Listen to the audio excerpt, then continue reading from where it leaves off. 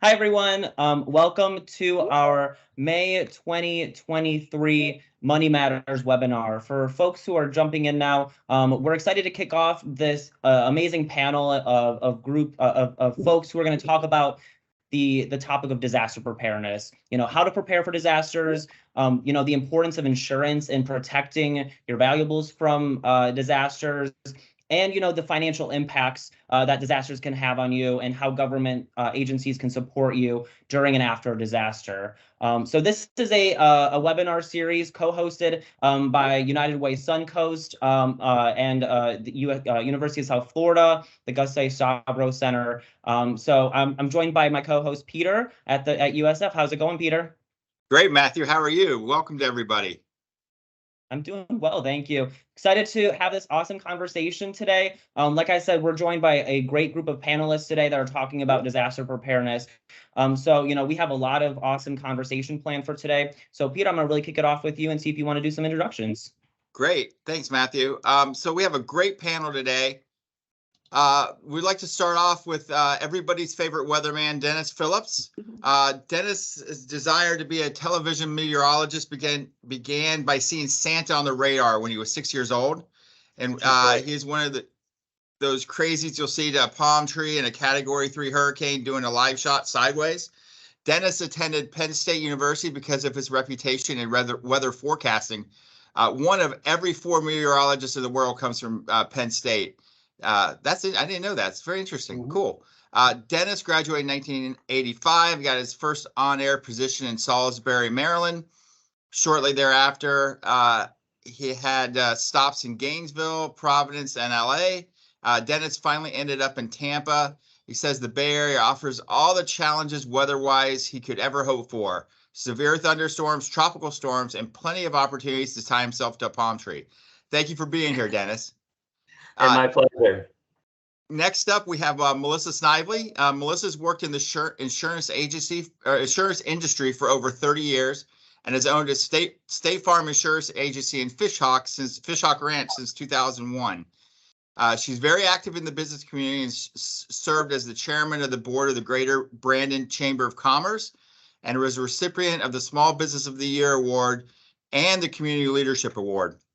Melissa is a past president of the National Association of Insurance and Financial Advisors of Tampa, and she currently serves on the National Committee for the Association's Governance and Political Action. Melissa, thank you for being here.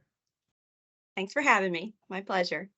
And last but not least, we have Doug Griesenhauer. Doug is a vice president of the Community Impact at United Way Suncoast, serving his community in United Ways for the past decade and working in 3 different anti-poverty research centers. Before that, he is committed to ensuring that communities have the best tools at their disposal to help families receive what they need to be successful in whatever they do. Doug has a master's in social work from Washington University in St. Louis and works to connect national best practices with a local understanding of the community so that our communities can do the smartest work for their families. Doug, thanks for being here. Glad to be here, Peter. And that's our panel. It's a great one today. Awesome. Thank you so much, Peter, for doing those introductions. And we're going to kick it off, really talking about the basics of, disaster preparedness and disasters in general. But before we do that really quickly, I posted some links in the chat. The first link is going to be for the Q&A. And so if you have any questions for any of our panelists today or for the panel in general, make sure you click on that link and you can submit your question so that we can get our folks in the panel to answer that. And the second link is going to be for our post-satisfaction survey. So whether you stay with us until the end of the meeting or you have to leave at some point before that, we ask that you complete this satisfaction survey so we are able to provide the best webinars possible for you for this Money Matters series. But we're going to start today with Denis. So Denis, thank you so much again for being here. And, to kick off the discussion, let's really talk about the basics of hurricanes. What are some of the most common disasters that we experience here in Florida, such as hurricanes and wildfires? When are they most likely to happen?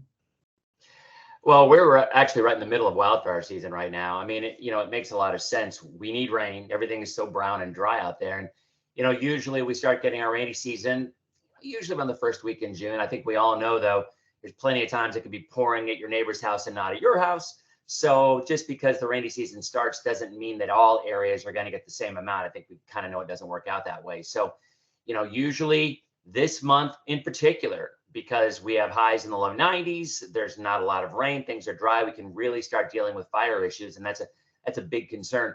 Hurricane season, it's an interesting discussion because the Bay Area's hurricane season really differs a lot than the overall hurricane season. And I won't get that much into it. I don't think people are that interested anyway in the weather geek in me, but I will tell you that usually it's early in the season or late in the season that us here on the west side of Florida have our biggest concerns, because an East Coast hurricane, when it comes across, we've all seen it.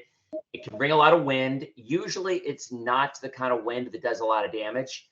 The old expression is hide from the wind, run from the water. So the water storms are the ones that really, really can bother us. And typically that's a storm that comes in from the south in the Gulf of Mexico. Well, hurricanes want to move north. They don't want to turn. So our worst case scenario is a storm that splits the difference between Cuba on the right, Yucatan on the left, and goes right up the Yucatan Channel. Well, what happens is most of the time those storms want to go north and they want to hit into the panhandle. So something's got to turn them into the left side of Florida, the west coast of Florida. Well, that would be a cold front.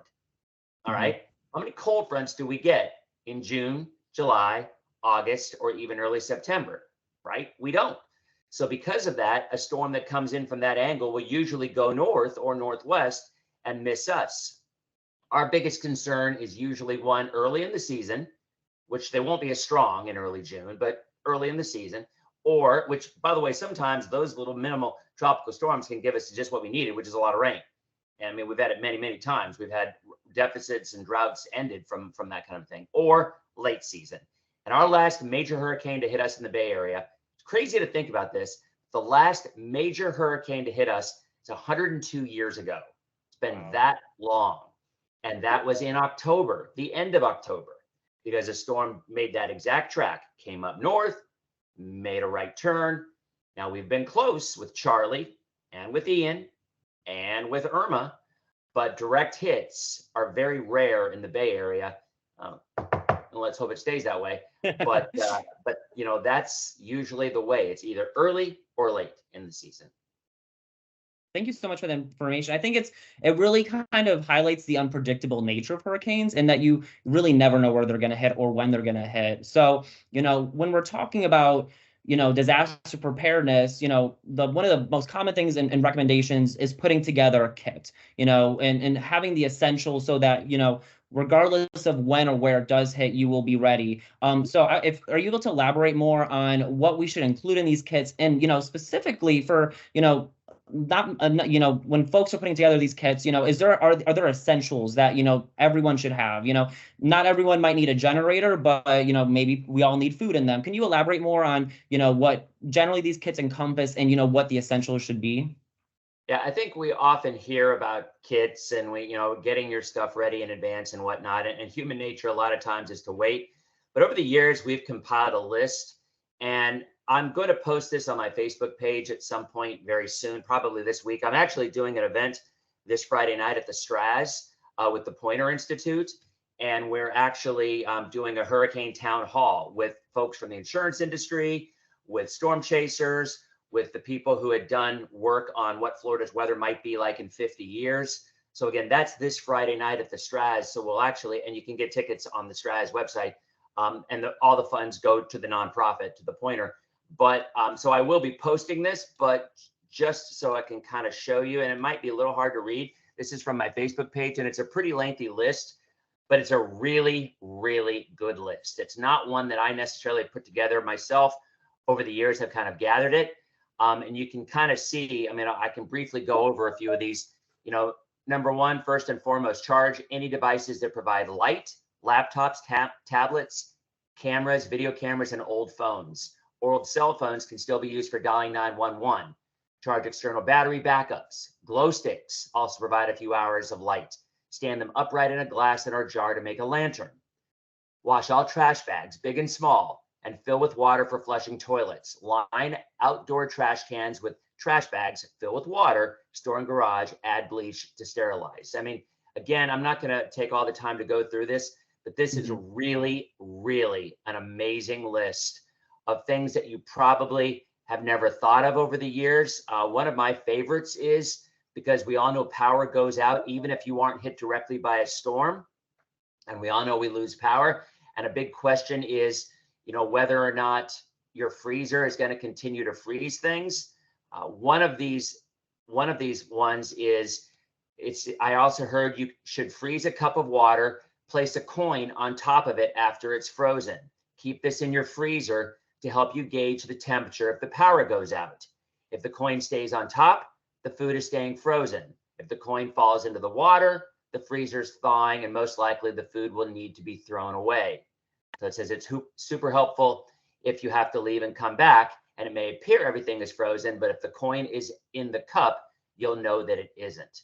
So, I mean, again, this list has so many of those little things, and you can kind of look through them. I won't take all the time to show them, but I will post these on my Facebook page, because every year when I do it, especially for new folks in the area, and I think that's, clearly we all know we have a lot of new folks in the area, maybe more new folks than we want, but the new folks that are all coming, I've never been through these more often than not. So it's really good information to help folks get ready for that first time, which can be a pretty devastating and frightening situation, like I think it was with Ian, like it was with Irma, and like it was with Charlie. And for the folks who weren't here for Charlie back in 2004, we were right. I mean, all three of those storms, by the way, the Hurricane Center had a Cat 4 hurricane right on top of the Bay Area within 36 hours.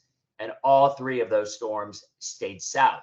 Charlie was an interesting storm because so many people that lived on the coast evacuated to Orlando, because that's where you figure you're going to go, because you're away from the water. And again, that's the expression, hide from the wind, run from the water.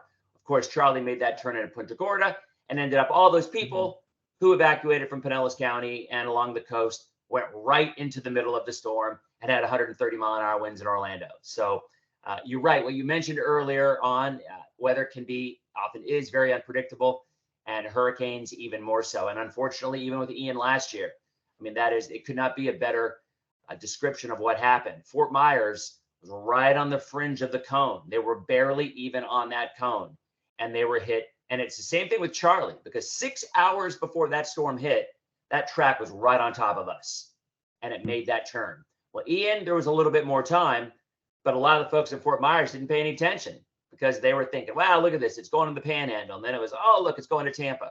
And all of a sudden, it's going to Fort Myers, and it was too late to do anything. And again, water inundation. Look, you can hide from the wind. If it's a Cat 4 or Cat 5, probably not. I mean, you may have to, because getting out of Pinellas County, there's only 4 or 5 ways anyway. And if the bridges are shut because it's windy or there's a couple of accidents, that is your worst case scenario. Most emergency management folks are going to tell you, unless you're in a flood A or a flood B, to stay put, because you don't want to get stuck on the road when a storm is coming in. So, but again, my point is, with Ian, you had about 36 hours notice, and then it started to turn more to the south. And at that point, the people in Fort Myers thought they'd ride it out. You can't ride out water. You cannot ride out water. If you live in an A or a B and there's a storm with a surge coming, you got to get out of there. And we're not talking 3 states away. If you can get inland 10 miles, you're fine. If you can get inland 5 miles, you're fine. But right along the coast, you just don't want to mess with that. I think, and that's such important information. And, I really appreciated the fact that we have so many new people moving to Florida who have never experienced a hurricane before. When I moved here in 2017 for grad school, I moved here like 3 weeks before Hurricane Irma hit. And I remember seeing those lists and being like, wow, this is actually like really good information, because up north, in Ohio, where I'm from, like we had for about tornadoes, but that's completely different than hurricanes and preparing for those. And I think, your point about how if you're within that cone, you don't know where it's going to go in that cone, and that cone will shift over time.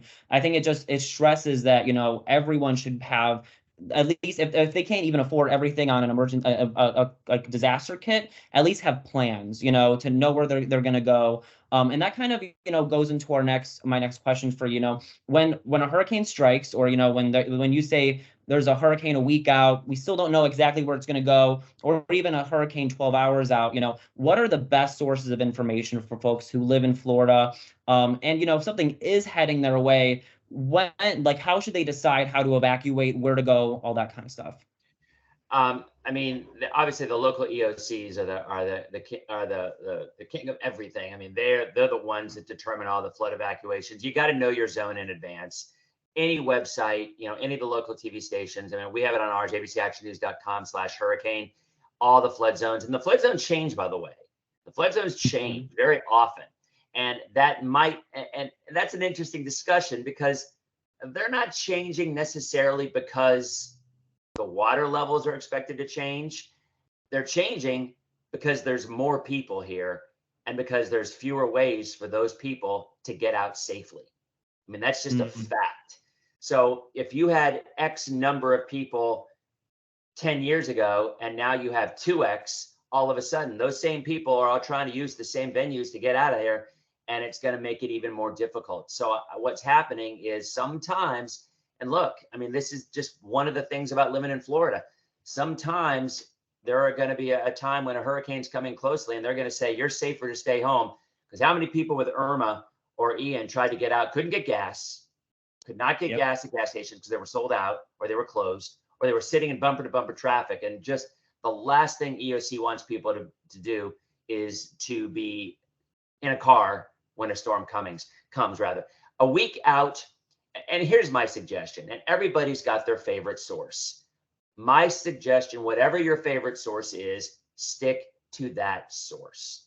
Because you go online, you go on social media, you're going to have 11 billion people saying things different, and it's impossible to figure out who says what and what's you pick your source that you trust and you stick with them. And again, I always say that in this area, we've got great meteorologists and great storm folks in all the stations and all the different sources. So, wherever they go, they go. But I think you just have to be really careful where your information is coming from, because there's a lot of places out there now that look to be experts that really aren't, and you have to trust your source. My one suggestion a week out, this is what I do with my family. It's just me personally. If there's something a week out, and I do this because over the years, I would wait a little bit longer. And by that time, when I go to work, I'm at work 24/7. My family has to go somewhere because we're pretty close to the water. So with Irma, they had to go to Atlanta. That was the closest place that they could go. That was the closest hotel they could find. So what I do now is a week out, if there's even a remote chance that we are in a cone, and you can kind of tell. I mean, if you're listening to the meteorologists, if you're looking online, you know the tone. If there's something 7 days out and we're like, it's no threat, don't worry about it, next, you're okay. But if we say, look, we got to keep our eyes on it, those are keywords. We got to keep our eyes on it. We're watching this closely. My suggestion, what I do with my family, is I go to some of those websites, Hilton.com, whatever, where you can make a reservation without having to pay a cent. And I book 2 weeks of hotel. If it's a storm that is coming in from the East Coast, I don't worry about it as much, because it's going to go across the state and we might lose power for a day or two. We're not going to have major issues with an East Coast storm. We're just not. But if there's a storm that's forecast to potentially go into the Gulf of Mexico and anywhere in the Eastern Gulf, at that point, I make a reservation at any of those hotels, and I do it for a good 7 to 10 days, even maybe 2 weeks. And I just remember that you can cancel 24 hours before, and there's no charge at all. Doesn't even charge your credit card. But obviously, I remind people, make sure you remember to cancel if the storm does miss us. So that's what I do personally, because I didn't want to get caught again without having my family anywhere to go in case a storm comes. So that's what I do. Awesome. Thank you, Denis. And I think, and like you said, choose the person, to choose one organization or individual and follow them. For you, I know it's always your rule number 7. Don't freak out unless you're freaking out online. And you tend to be very level-headed. So I appreciate, all the stuff that you do for for the meteorology community. And then, like you said, if you don't know what flood zone you're on, you can go online and find that zone, because that's how governments will start ordering evacuations based on those flood zones. So make sure that you know what zone you're in, so that way if stuff does, hit the fan, then you'll know, when you need to leave. So Denis, thank you so much for that. And next we're going to go to Melissa. So Melissa, now insurance is a very important part of everything. And you gotta have car insurance, house insurance, all kinds of insurance. But there are folks out there that may be uninsured or underinsured. So when it comes to things like flood or rental insurance, can you talk about what this insurance protects and why it's important to have these? Sure. First, I want to say Denis is my go-to. And so I'm very fascinated with when he books a hotel. I just need to know when that happens, because that's when the time. Is that number 7? Is that when number 7 happens? Like, you know what? I'll tell you a quick story. This is a valuable lesson. I don't want to go into your time, but it is kind of funny. Rule number 7 started back in 2012 when Hurricane Isaac was coming. The Republican National Convention was here. And we had a hurricane coming, and everybody was freaking out. I'm like, guys, it's going to miss us. No, we're going to get hit, and we have to move it to Jacksonville. No, guys, it's going to miss us. Don't freak out. We're okay. And it kind of turned into that. And from then on, it's kind of designed to tell people, look, how are you going to make a decision to keep you and your family safe if you're freaking out? So that's kind of the background on it. But with Irma, I learned a valuable lesson. And you talk about the people watching on social media. I didn't think anything of it. When I went to work that day for like 3 days straight, I happened to put a picture of me loading stuff into my car. And I was just putting in pictures of I was putting pictures and computers and whatnot. And my family had already evacuated. But I wasn't afraid of this area getting hit that hard, but I had a lot of these little trees all over the place, and I was afraid a tree might fall on the house. And so that's why I took all the kids' scrapbooks and everything and put them in the car. Well, I took that picture with my 4Runner's hood up and stuffed with stuff. And I'm like, hey guys, I'm heading into work for the next 3 days. And people were going nuts because they're like, oh my God, Denis is evacuating. How come you told us not to evacuate? He's loading up his car. We got to go. Yes. And that was such a valuable lesson for me. And it was a reminder that, I got to be really careful what I post, because people look at it, and you're right. If the weather guy's getting out of Dodge, maybe we should too. So it was a valuable lesson. Oh, yeah. Well, I sometimes share, your posts on my State Farm Facebook page, just because I think it's very informative. And like you said, just pick that one person to go to and follow that. So, but anyway, we digress. So back to Peter. Yes. So most homeowners do have coverage in Florida if they have a mortgage, because the mortgage company is going to require. But sometimes if you own your home, or maybe you're renting, if the landlord's not requiring you to have coverage, you have the option of whether or not to have homeowners coverage or renters coverage, based on your situation. And, unfortunately, especially with the hurricanes that came through last year, we saw a couple of different situations where people didn't have coverage. They didn't have flood insurance, and that was very unexpected for some people to be victims of the storm surge and not have flood insurance, because flood insurance is a totally different insurance than homeowners insurance. And I would say, depending on your financial situation, you kind of have to weigh things out. But, I'm risk averse by nature, just because I'm an insurance agent, and I've seen so many different unfortunate situations that I would definitely say, if you can afford it, even if you have some coverage, is better than not having any coverage at all. For renters insurance, that's basically if you are renting a home or you're renting an apartment, that's mainly going to cover your contents. And it's very inexpensive generally to have some renters insurance. Even if you're not covering all of your personal property, you definitely want to cover at least some of it in case of a catastrophe or anything. It could be a non-catastrophic type of situation as well. So, but insurance definitely has gone up in Florida over the last few years. A lot of it does have to do, like Dennis mentioned before, the influx of new people coming in, more houses, more exposure for insurance companies, meaning more probability of loss when a hurricane comes through.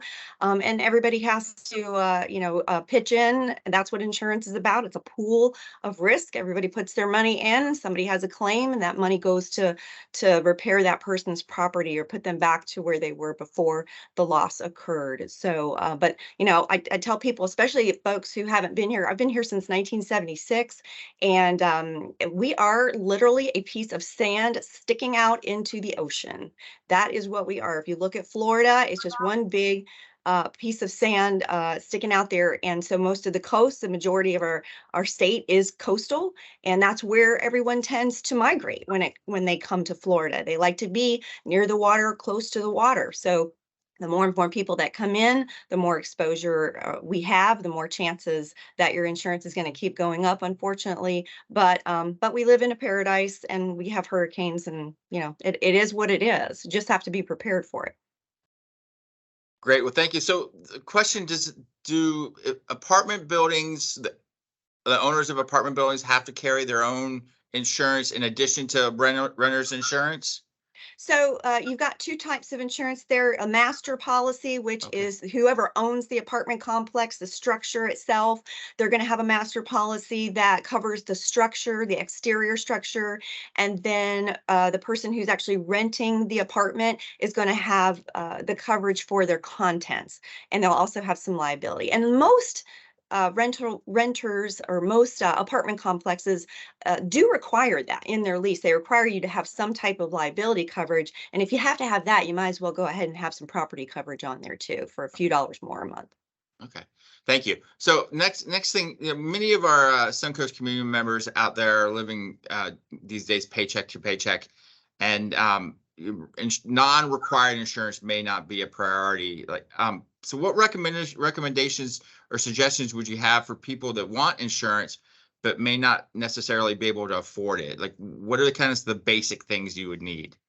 Well, obviously, if you have a home, you have to have the coverage. You don't have to have it as a renter. I think a lot of people's eyes are open to flood insurance now, which is provided by the National Flood Insurance Program, which is part of FEMA. So that's something I think, even if you don't have to have it, the entire state of Florida is a flood zone. Okay, they're just different types of risk associated with different areas. And so you might have a home, or maybe live somewhere where your risk is a lower risk, so you choose not to have flood insurance. But like Dennis said, the flood zones change. The flood zones change because the population and the influx of people coming into Florida changes. So you want to stay on top of that, because you could be in a lower risk area when you move somewhere, and then 3 years later, now you're in a higher risk area, and you might either consider flood or be even required to have flood insurance, and that changes. Flood insurance is covers the loss from rising bodies of water or storm surges, things of that nature, and that's what usually takes people off guard when you have a hurricane. They don't expect that storm surge, and that's that water that's like we talked about, running from the water. But I would say it's something to definitely consider. Contents, if nothing else, contents and flood insurance, unless of course you have a mortgage and you have to have homeowners insurance. Increasing your deductible is one way of keeping the costs down. So if you're concerned about your homeowner insurance premiums or your renter's premiums, you can take a higher deductible. That just remember though, that's your out of pocket, right? So when you have a claim, that's the first that it's paid out before the insurance company pays. So in addition to that, you might want to set a little bit of money aside every month for an emergency fund. Most people don't have enough in an emergency fund to get them through the next 6 months if something happens catastrophic. We have to put a little bit of money aside. Think about what you pay for Starbucks coffee. Some people get Starbucks every day, $5 a day. You put that aside, and over the course of a few years, you're going to have enough money to cover, hopefully any deductible that comes along. But yeah, that definitely there are ways to adjust your budget to make sure that you're including proper insurance for your home and your family. Very good. Thank you. So finally, let's say you're affected by a disaster and you do have insurance. What are the step-by-step claims process that we would need to go through, and what are some of the things to remember and some things to kind of realize along the way? So if we're ever in this situation, we'll be ready to go with it. Yes. So that's kind of the worst case scenario when that happens.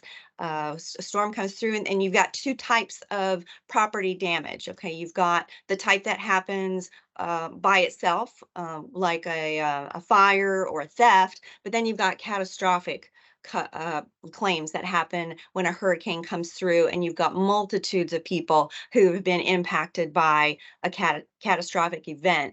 So keep in mind, that is going to be a little bit more challenging, because sometimes the insurance companies can't even get into the areas that have been affected because of the damage in the areas. And so you just to be prepared, we talked a little bit about having that home emergency kit and that type of thing. Just make sure that you know that claim, when it's catastrophic, is going to probably be handled a little bit differently. Every insurance company has different ways of handling catastrophic claims. Some of us have an entire team of people who, as soon as they can get into an area, will go in, so you can start filing your claim and they can start reviewing the property damage and assessing it. But the first thing is, make sure you're safe, your family's safe, you're in a safe place. Okay, don't worry about filing a claim if you are not in a safe place or your home is still incurring damage. The first thing you want to do, be safe, get your family safe, and then if you can stop further damage from happening, say a tree falls on your house, if you can, and it's not going to be too dangerous, if you can tarp something, you can cover something so that further damage doesn't happen. That is part of your policy responsibility as a policyholder. It's try to stop further damage from happening if you can do it safely. Once the storms, passes, first thing to do is contact your insurance company. Most of them have apps for their phones, or you can call a toll-free number. Hopefully there's power, but as soon as you can, you want to call your insurance company to let them know that you've had damage to your property. They're going to review the claim and assign it usually to a claims adjuster. That claims adjuster is going to work with someone who is going to estimate the damage and what the repair is going to cost, and they'll walk you through that process of, this is what is going to happen next with the repair, and this is approximately how long it's going to take. And then they'll get to a settlement. Sometimes it takes a long time in a catastrophic situation to settle a claim, because the goods, the labor, the products that are needed to repair, well, everybody's trying to get them. Everybody's trying to get roofing materials. Everybody's trying to get drywall materials. Everybody's trying to get concrete. So sometimes it takes a little bit longer in a catastrophic situation, whereas one single claim might be, repaired or settled within a month or within 6 months. Sometimes catastrophic claims take two years before they're completely settled, because of all the damage that's happened in that particular area. Wow. Thank you very much, Melissa. There's some great information there. 2 years. Hopefully we don't come into Hopefully that situation. But if you're staying in a hotel, make sure you're at least getting points on a credit card or something for that. But there is a coverage on homeowners policies that covers those types of out-of-pocket expenses for additional living expenses is what it's called. And you want to make sure that you have adequate coverage on that policy. And I always suggest do a review with your insurance agent about every few years. Things change, and you want to make sure you understand the coverages, especially if you're paying that much for homeowners insurance. You want to sit down and understand the coverages. What are you buying, and is it adequate coverage for what you have? So you want to do that. And lastly, in addition to the emergency kit, you also want to do a home inventory. Okay, there's nothing worse than trying to remember all the things that you have that were precious to you after a storm has occurred and it's destroyed. right? So- So you want to make sure you take a video of your entire house. If you want to document it on, a hard paper file, and take it with you, just whatever you do with that file, whether it's electronic or paper, take it with you, keep it in a safe place, so that when it comes time to go back and tell the claims adjuster, okay, these are all the things that we lost in the storm, you'll have that, and you won't be trying to remember things under duress. That's a great point. Great point. Thank you, Melissa. Matthew? Awesome. Thank you so much, Melissa. And last but certainly not least, we have Doug over at United Way. And Doug, we've had a lot of good conversation so far on preparing for what you need to do to get in a good spot for the disaster. And Denis had that list of things to prepare for, things you should include. Can you elaborate a little bit more on ways that folks can save money while putting that together? Definitely. Yeah. And Matthew, the timing of this conversation couldn't be more perfect, because actually the Florida legislature just last Thursday and Friday took up tax bills that discussed sales tax holidays that are coming and do exist, pending governor approval, which will happen as we move forward. And so, one of the big ones that everyone should be caring about, obviously, from this conversation, is there is a disaster preparedness sales tax holiday that's coming through most likely May 27th through June 9th. And so that is a 2-week holiday. That is what's known as, again, as a sales tax holiday, which means that when you buy the stuff during those 2 weeks, you don't pay sales tax on those items. And that's a big deal, especially if you're buying a lot of items in terms of preparedness. So these are things like flashlights and lanterns, reusable ice, radios, tarps and ground anchors, coolers, batteries, fire extinguishers, generators, the whole 9 yards, right? And there are costs, maximum amounts on these, but they're within reason, right? So we're talking about flashlights and lanterns that are $40 or less, all the way up to generators costing $3,000 or less, right? And so if you're buying a $3,000 generator, it would be nice to not have to pay sales tax on that. And so again, May 27th to June 9th are the times to buy those things. What's interesting is that, people's lives are busy. We have a lot more going on. And disaster preparedness isn't necessarily something that we always take action on, even though we should, based on the prior half hour that we've been talking about, in that June 9th period. And so I just want to also let you know a couple other tax holidays that exist. So this year, there's also a recreational sales tax holiday that's actually from May 29th upwards through September 4th. That includes all things recreational. Now, these are sales tax holidays on things like museum tickets and fishing supplies and things like that. But relevant to this conversation, there are a lot of camping gear happens to double very nicely as disaster preparedness gear, right? And so, for that sales tax holiday, things like camping flashlights, camping lanterns, those happen to also be flashlights and lanterns. And so if you do happen to miss the disaster preparedness holiday, which don't, first of all, but if you happen to miss that sales tax holiday, there are a couple others like that recreational sales tax holiday that's coming through. An interesting note also that may not get as much traction because it's a sales tax holiday that was created last year is actually something known as a home hardening sales tax exemption that actually went from July 1st of 2020 up through June 30th of 2024. So the entirety of 2023, if you get things like impact resistant doors, windows, and garage doors, there's actually a sales tax exemption on those.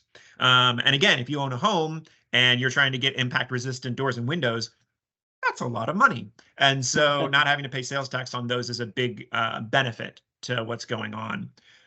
It also is something that, again, if you have the capacity to, is something that is encouraged in order to build up and look at the weatherization of your home. Because having those impact resistant windows will save you a lot of hassle than if you maybe have some, especially our older homes that have those older windows. And when the storms brush and the wind breaks around, if those windows break and then rain gets into your house, things get rough. And again, the big thing that we talk about when we're talking about winds is the wind isn't what you need to worry about. It's the stuff that flies in the wind that you need to worry about. And if one of those things that flies in the wind happens to go through a window, you're in trouble. And so again, if you have the capabilities to get those impact resistant doors, windows, and garage doors, they still cost money, but at least you won't pay sales tax on them. Yeah, and that sales tax can be a pretty penny. So I think be able to save as much money as you can, it just makes sense, And I think it's important that, we have multiple times throughout the year where you can buy this important stuff. Because, you know, if you have a paycheck that doesn't align with a certain holiday, you know, if you can't buy it now, there's a chance you could buy it later. So thank you for highlighting those tax-free holidays. And also for folks who joined a little after we started, I just put 2 links in the chat. We do have a Q&A at the end of this. So if you have any burning questions that you're hearing from Melissa, Doug, or Dennis, and you're like, I need an answer, please visit that link and we'll be able to ask them at the end. Also, before you head out today, make sure that you complete that post-event satisfaction survey so we are able to continue performing a great Money Matters series for you. So Doug, you know, in addition to the sales tax holiday that the government's doing, they also do other stuff with disaster relief and as well. So can you talk more about, you know, FEMA, the role of the Florida Disaster of Emergency Management, and those other kind of similar organizations? Yes, definitely. So typically when people think about disaster management and especially disaster recovery, the thought comes to FEMA because obviously they do, right? FEMA does a lot in our communities, especially regarding disaster recovery. But the process is not easy, I would say, in terms of recovering some of your losses as it goes through FEMA applications.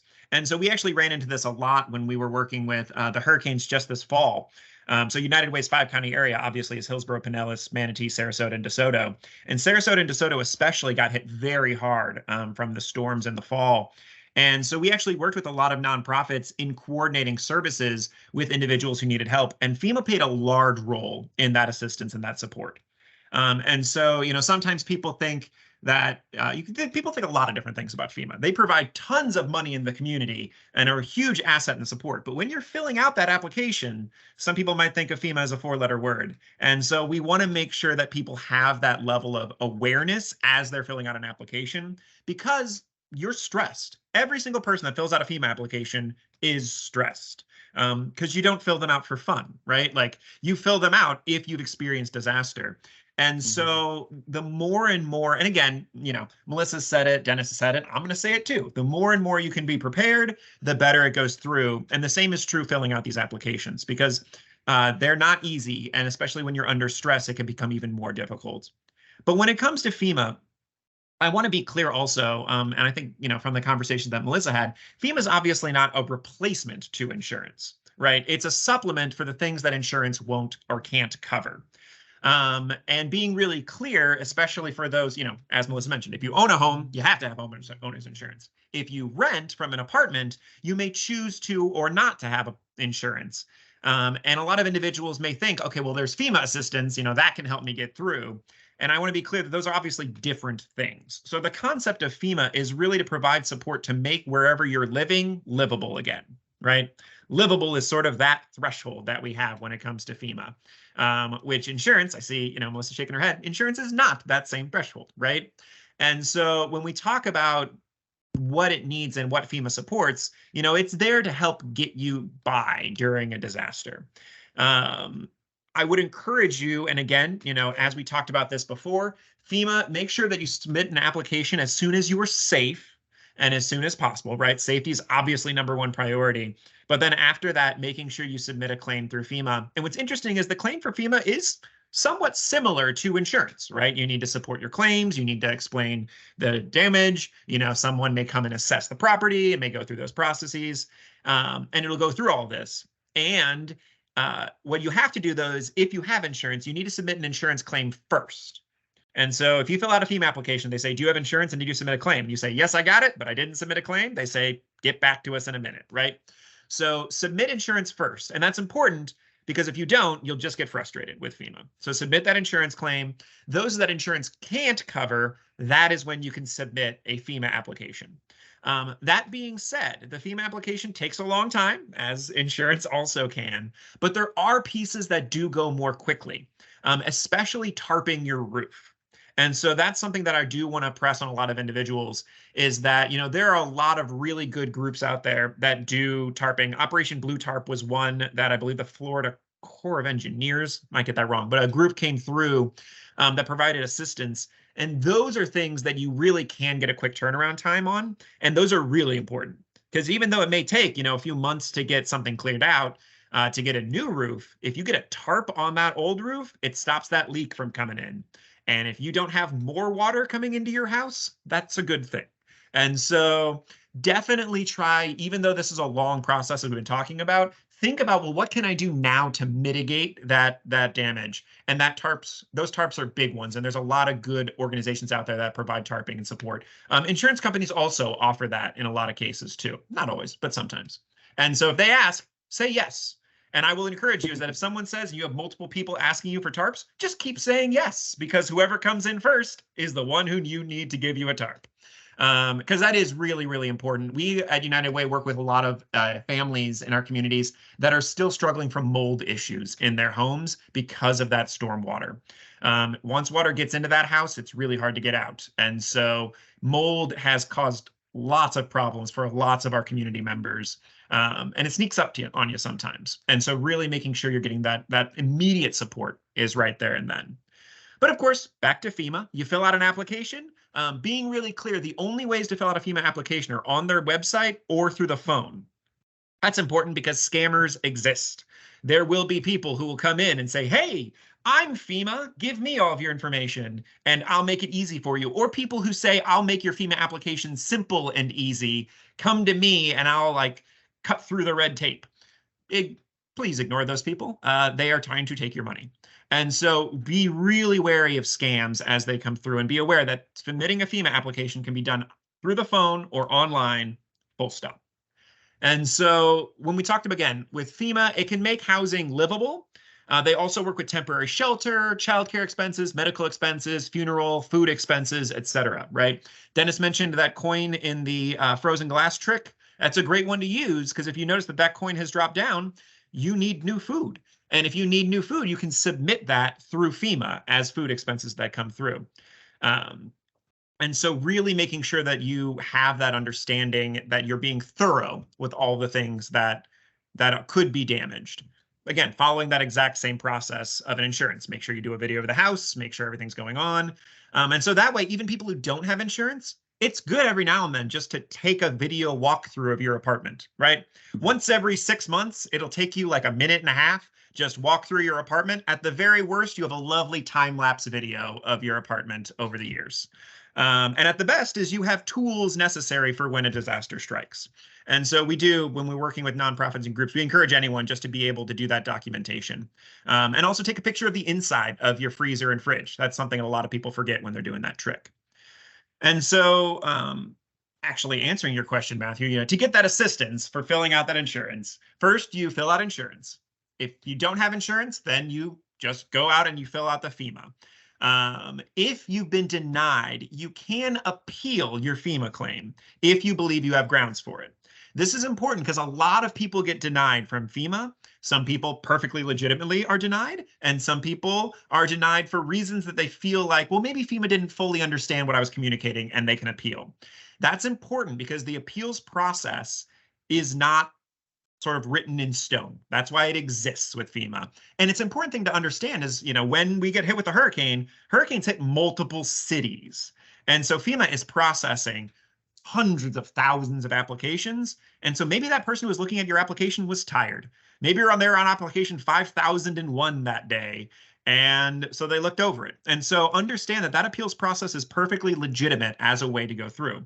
But of course, it takes time to process through all those things. If you still have unmet needs after insurance and after FEMA, there are local community supports that are out there, right? So again, we worked with our nonprofit partners and built like a 12-step flow chart during disaster prep because there's a lot going on. But some good examples are like the Small Business Administration. The SBA actually has loans. You'd think, I'm not a small business. I'm a human being. Why would I go through the SBA? They actually did have small dollar loans for individuals who needed support with reasonable interest for those who needed some of that money quickly in terms of recovery. And of course, all else fails, we do have our nonprofit communities that come together. United Way has the trusted network of nonprofit supports that connect to individuals. Depending on whatever county you're in and whatever service you're in, there are people who are there to help make sure that you can become at least as close to whole as possible after those disasters hit. Awesome. Thank you, Doug, for that really in-depth answer. I think it's, you can be as prepared as possible for disaster, but sometimes the damage is inevitable. And so it's important being able to figure out how to navigate that after the disaster. And so one quick last question before we hop into the Q&A. We've had a really robust conversation today about how to prepare for disaster, what happens when disaster's hitting, and then what to do afterward. So, there's a lot of folks in the community, and this is through our own studies, our work with other partners, who are living paycheck to paycheck. And, they might not be able to afford the most extravagant kits for disaster preparedness or be able to evacuate out of state. So for folks that are living paycheck to paycheck, or really trying to squeeze every penny, but still live in Florida, which is disaster prone, what are some final tips that you have to make sure they're best positioned to make it through a disaster? Yeah, and so again, Melissa and Dennis hit it really, nail on the head. Regardless of your income level, you need a plan, right? And make sure that your plan reflects what income you have and what services you have, right? And so, if you are struggling going paycheck to paycheck, still being able to document what's in your apartment, still being able to make sure you have on hand those important documents so that when you are, unfortunately, if and when, next disaster hits, you're able to be prepared for those pieces. An interesting note also, we encourage a lot of individuals, especially those without bank accounts, to get a bank account. And if bank accounts have been sort of outside of your financial means, we actually encourage you to go to United Way Suncoast Bank On, a website that has safe and affordable accounts. That's because when disaster strikes, a lot of people, especially if they just have cash on hand, disasters are busy, they move around. If the storm doesn't hit you, you may just lose the money in the shuffle, and you can't necessarily get that cash back. And so encouraging people to get bank accounts and to get supports. And I know, Melissa touched on the value of having savings, and I would echo that. If you are capable to build up a savings account, please do so. But we also understand that when you're living paycheck to paycheck, you are paycheck to paycheck. And so building savings has increasingly become more and more difficult these days for more and more families. And so obviously that's the best solution. But if you're not in a place where you're able to build up those savings, I would encourage you again to at least have financial plans, plan A, plan B, plan C, of, if this disaster hits, how and which, if I have credit cards, how can I manage that? If I have savings, how can I manage that? If I have small business loans, how can I manage those? Understanding what resources you have, again, before the disaster strikes is important. Because if not, unfortunately, a lot of people fall back on those payday loans and other more predatory lending practices, which now you're trapped twice, right? You're having to recover from a storm. And then even after that, you're recovering for years from paying back those services and supports. And so, again, making sure that you have whatever is available to you, that plan to think forward and think, well, what can I do if XYZ happens? And the last thing I would end on, because this is something that a lot of people don't think about, they think about a storm hurting their expenses, but you could get hit by a storm and your apartment could be perfectly fine. But if you're an hourly worker, you may get your hours cut. Right? Mm-hmm. If all of the restaurants nearby have to close down and you happen to be working as a restaurant worker, you may not have those hours anymore. And so, again, when we talk about a disaster plan, we encourage people to be holistic there, because you could be in an apartment and your apartment could be 100% fine, but you still could suffer economically because you wouldn't necessarily have the hours that you'd be used to because the disaster did go through. So that plan is important for every single person, to make sure that they can do the best when and if disaster strikes. Awesome. Thank you, Doug. I think the moral of if anyone takes anything from this webinar today, it's have a plan. Whether regardless of your income, know what you're going to do during a disaster so that when it strikes, you're not trying to make it up as you go along. So thank you, all three of you, for your amazing feedback and answers today. We do have a couple Q&A questions. We'll be wrapping it up in a couple minutes, but want to make sure we have some time.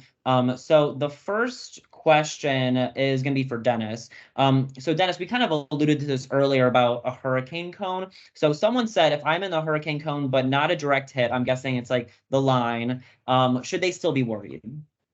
Yeah, there's a lot of people. A buddy of mine in Fort Myers, Matt DeWink, who's a meteorologist at WINK, they're taking the line out of their cone this year in their prediction. My take on that is like, look, even if you take the line out, people are still going to look in the middle and they're still going to kind of think that's where it's going, because we've just kind of been, shown that's the way for the last 30 or 40, 50 years. So I don't know.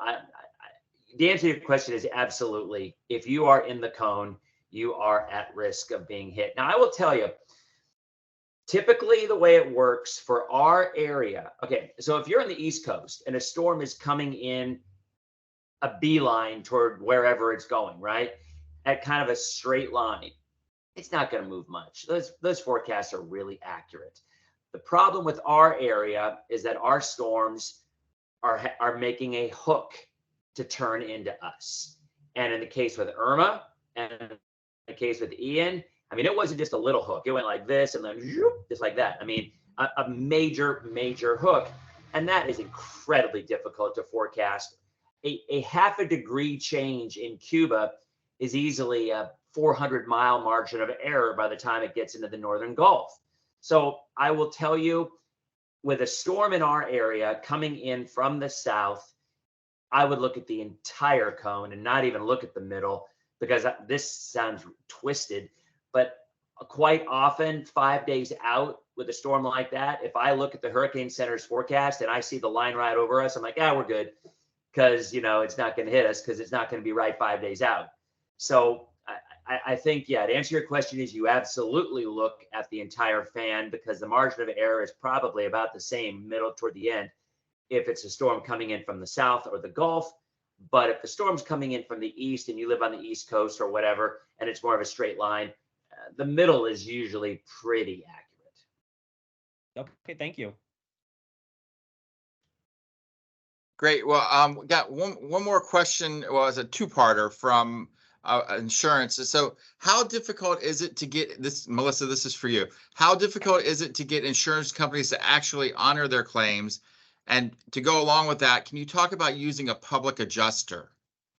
These are submitted questions. Sure. So that's a bit of a loaded question, just Yes. because it is hard. First of all, it's just hard to get homeowners insurance. It's just hard to get property insurance in Florida because there are less and less carriers wanting to expose, have the exposure here in Florida. So what's really important that probably a lot of people don't think about when they're buying homeowners insurance, they're very fixated on the premium and the affordability and the coverage, but they don't take a hard look at the actual company that they're insuring with. And so it's very important to take a look at the financial status of that company, the standings of that company, the financial ratings of that company. Don't just go with the company because, oh my gosh, I just saved, $30 a month on my homeowners insurance. But now you might be with a company that if they were to have a catastrophic situation would not be able to pay their claims. So, and that happens in Florida. And there are insurances that help make up for those companies that don't honor their claims. But that takes a very long time. It could take several months. So instead of having a company that has financial strength that's able to settle that loss quickly, now you're going to drag it out for several months because your insurance company went bankrupt. And now you have to go to the state and FEMA, and now your claim that would have taken 6 months is now taking 3 years. So take a hard look at the insurance company itself, the financial ratings. Ask questions about their ratings to see how stable they are. How long have they been around? Did they just start last year? Are they financially able to take on $1 billion of claims if a catastrophic situation occurred? So those are important things. To honor a claim, if you feel like you are in a situation where you're being treated unfairly, or that you are your claim is not being honored, then you might desire to have representation. You might desire to go to an attorney or someone who can help assist. A public adjuster is another individual that you could hire outside of what their insurance company is providing. So that's kind of a third party, if you will, whether it's a lawyer or whether it's a public adjuster. Those people sometimes do this for a living, right? And so they're very familiar with how the process works, and they might be able to help you navigate through it, and they might be able to help the insurance company honor the claim if they really are supposed to be paying that claim out, if it's legitimate. Awesome. Thank you so much. Can I throw out one more thing we didn't mention, and I just came to mind, and I think it's relevant to this group especially. We've talked about, folks, how difficult and challenging it is to get hotels and to pay for them. We didn't talk about shelters. And I do think it's really important to remember that shelters are available, and you should know in advance which shelter you want to go. And most importantly, you need to know if they allow pets. Because people who have pets, they will require a carrier for that pet in that shelter. But if you're unable to get a hotel, or you, for whatever reason, you don't have access to any hotels, and you decide to go to a shelter, make sure you check in advance, because with big storms, they fill quickly. And you just want to know where you're going to go. You want to be ready for that, and you're going to need a carrier if that allows pets, because that is such a huge thing for so many of us. You know, you don't want to leave your pet behind, and no one would want to, but they feel like, what am I going to do? I'm going to a shelter, they don't allow pets. So find a place that does allow pets and know in advance, so you're able to avoid that stress. And if you don't mind me interjecting, just because I might know a little bit about public schools, being a former school board member in Hillsborough County, I'm quite familiar with the shelter situation. And most schools, well, they're built to be shelters. And so you will have normally several schools in your neighborhood that will open up and become shelters for community members. And there are always a handful of those shelters that can accommodate pets and some animals. So just, know where your schools are located. If you have kids in school, you're probably very familiar with what schools are around you. But if you don't have kids in school, if you don't have children, or maybe you're older and your kids have already been through school, you still need to familiarize yourself with the schools that are in your area to know which ones are going to be shelters and which ones are going to accommodate your pets as well. And I think that's a really important note to end this on. In addition to pets, there's also special needs shelters that, if you have someone who needs oxygen or electrical equipment or is on dialysis, there are shelters that can accommodate that. So don't ever, think just because someone in your household has a disability that they aren't able to be welcomed into a shelter. So we are at our 1 o'clock time. I wish we had another hour. There's just so much we could talk about. But on behalf of United Way and Peter and USF, thank you all for joining us today, both our panel as well as our guests. Please make sure before you go that you click on that survey link. Let us know what your thoughts are. And then we hope that you join us again next month. We're going to be meeting on Monday, June 12th at 12 p.m.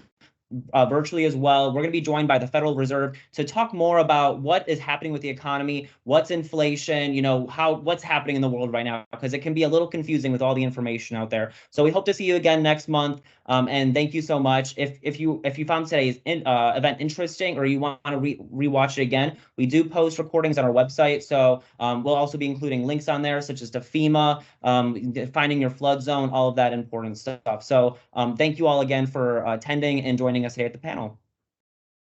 Thank you, everybody. Thanks, everyone.